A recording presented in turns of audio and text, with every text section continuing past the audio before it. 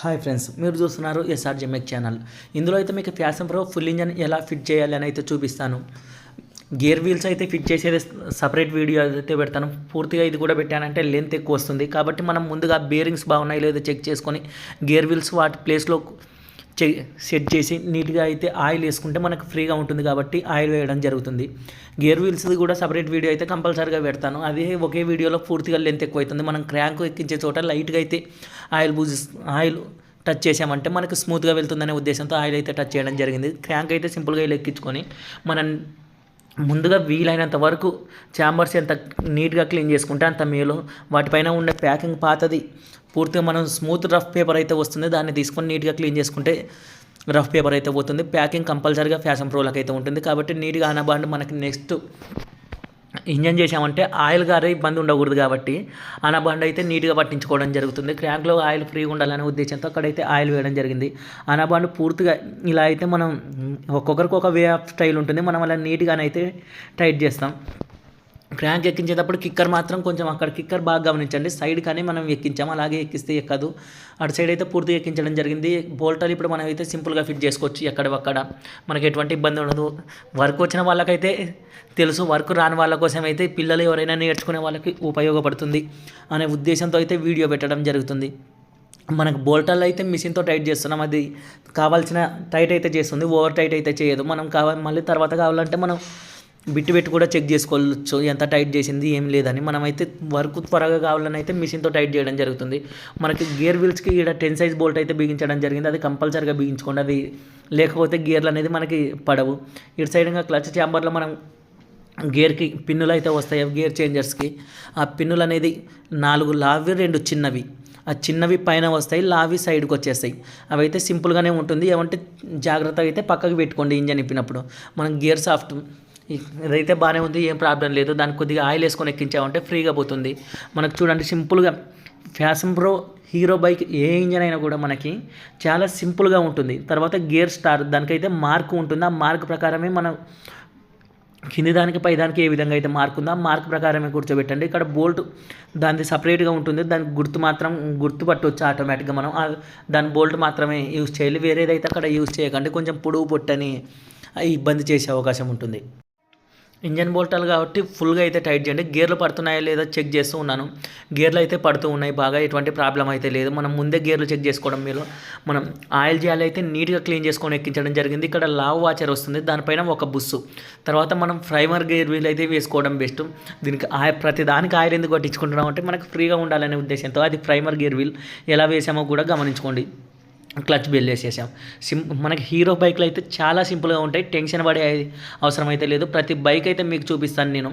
అందులో ఇందాక వేసింది స్టార్ వాచ్, అది ప్లేట్ వాచర్, దానిపైన వచ్చేసి మనకి స్టార్ వాచర్ పైన 2 కప్పు వాచర్లు అంటారు, 2 కటింగ్ వాచర్లు అయితే ఉంటాయి. దానిపైన ఒక కప్పు వాచర్ ఉంటుంది. కొంచెం వీడియో ఫాస్ట్ పెట్టడం వల్ల మీకు కనిపించడం, దానిపైన కప్పు వాచర్ అయితే ఉంటుంది. మనం క్లచ్ ప్లేట్లు అసెంబ్లీ అయితే తీసుకొచ్చుకోవడం జరిగింది హీరో. వీటిని విప్పుకొని అయితే మనం సింపుల్గా ఎక్కించవచ్చు.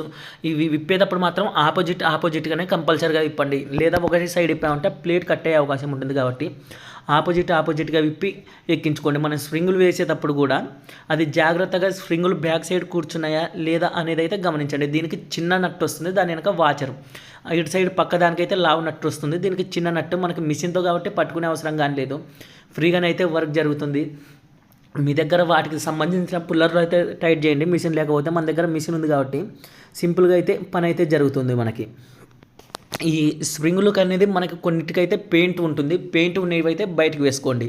బయటకు వేయాలనే ఉద్దేశంతో అయితే అవి ఇస్తాడు. మనకి స్ప్రింగు వెనక సైడ్ కూర్చున్నాయా లేదా బాగా, దీన్ని కూడా మిషన్తో టైట్ చేయొచ్చు, కాబట్టి కానీ ఓవర్గా ఒకటేసారి టైట్ చేస్తుందనే ఉద్దేశంతో బిట్టుతో అయితే టైట్ చేయడం జరుగుతుంది. మనం బిట్టుతో టైట్ చేసి మనకి దానికి కావాల్సినంత టైట్ అయితే అవుతుంది. రాంగ్ టైట్ చేసామంటే అది మనం ఎంత టైట్ చేసినా కూడా కొంచెం లూజ్గా పోయి కట్ అవుతుంది, కాబట్టి లూజ్గా పోతుందంటే మనం ఎంత టైట్ చేసినా అది రాంగ్ ఉంది స్ప్రింగు అని అయితే అర్థం చేసుకోవాలి. దీని కింద అయితే మనకైతే కప్పు ఉంటుంది, క్లచ్ ప్లేట్లకి ఆయిల్ బాగా అందాలనే ఉద్దేశంతో ఈ కప్ అయితే ఇస్తాడు. మనం దీన్ని అయితే ఫిట్ చేసుకున్నామంటే 8 mm బోల్టాలు ఉంటాయి దీనికి.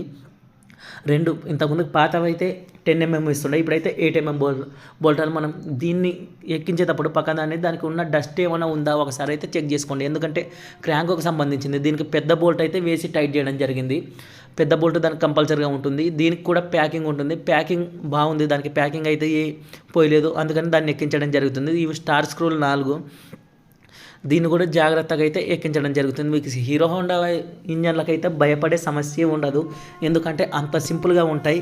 మీరు ఎటువంటి భయం లేకుండా హీరో హోండా ఇంజన్లు అయితే విప్పి చేయొచ్చు. వర్క్ నేర్చుకునే వాళ్ళు కూడా మనకి ముందుగా నేర్చుకోవాల్సింది హీరో పైనే, మిగతా వాటిపైన ధైర్యం వస్తుంది. నీట్గా అనబాండ అయితే ప్రతి దానికి నీట్గా అయితే పూసుకోవాలి. మనకి ఆయిల్ లీకేజ్ అనేది ఒకసారి ఇంజన్ చేసామంటే మళ్ళీ రెండోసారి అనేది పని అనేది మనకి పెట్టకూడదు. అందుకని అనబాండు తీసుకొని నీట్గా ప్రతి చోట పూసి ప్యాకింగ్లో అయితే మనకి అనబాండు వేసుకోకుండా కూడా కింద ఛాంబర్స్ నీట్గా ఉన్నాయంటే అవసరం లేదు, కానీ పేస్ట్ మనం జాగ్రత్త కోసం అయితే పేస్ట్ పూస్తాం. కొద్దిగా ఆయిల్ లీకేజ్ ఉండకూడదు అనే ఉద్దేశంతో నీట్గా చేసి ప్యాకింగ్ కంపల్సరీగా, మనకి ప్యాకింగ్ డ్యామేజ్ ఏమైనా ఉందా, ఒకసారి డబల్ పని ఉండకూడదు. మనం ఒకసారి చేసామంటే డబల్ పని అయితే ఉండకూడదు. ప్యాకింగ్ చేసిన తర్వాత దీనిపైన అయితే బేరింగ్ అయితే ఫిట్ చేయడం జరిగింది. మనకు ఆల్మోస్ట్ ఇప్పటికైతే సగం ఇంజన్ అయితే అయిపోయింది అనుకోవాలి.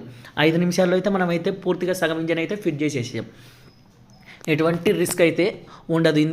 ఇందులో చూపించిన విధంగా అయితే సింపుల్గా అయితే మనం చేసేసుకోవచ్చు. బోల్టాలు మొత్తం అయితే మిషన్తోనే టైట్ చేస్తూ ఉన్నాం. వీటికి మిషన్ దానికి కావాల్సిన అంత టైట్ అయితే చేస్తుంది. ఎటువంటి భయం అయితే అవసరం లేదు. మనకైతే మిషన్ ఆన్లైన్లో తీసుకున్నాం. 8,500 7,500 పడింది. దాని బిట్లు అన్నీ కలిసి మనకి 8,500 వరకు అయితే ఖర్చు అయింది. మీకు నెక్స్ట్ ఇటు సైడ్ మనకి చూపిస్తాను. అటు సైడ్ ఏమేం చేసుకోవాలి. మనకి బోర్ వచ్చేసి మనం 25 సైజే వాడతాం. 50 లేదా 25 దొరకలేదంటే రింగ్స్ మనకి ఏ విధంగా తెచ్చుకోవాలి. ముందు ఆయిల్ రింగ్ తర్వాత దానిపైన 2 చిన్న ప్లేట్ రింగులు అనేది వస్తాయి మనకి. అది ఒకటి కింద ఒకటి పైన ఒకటి కంపల్సరీగా సింపుల్గా అయితే బాగా గుర్తుపెట్టుకోండి మీరు.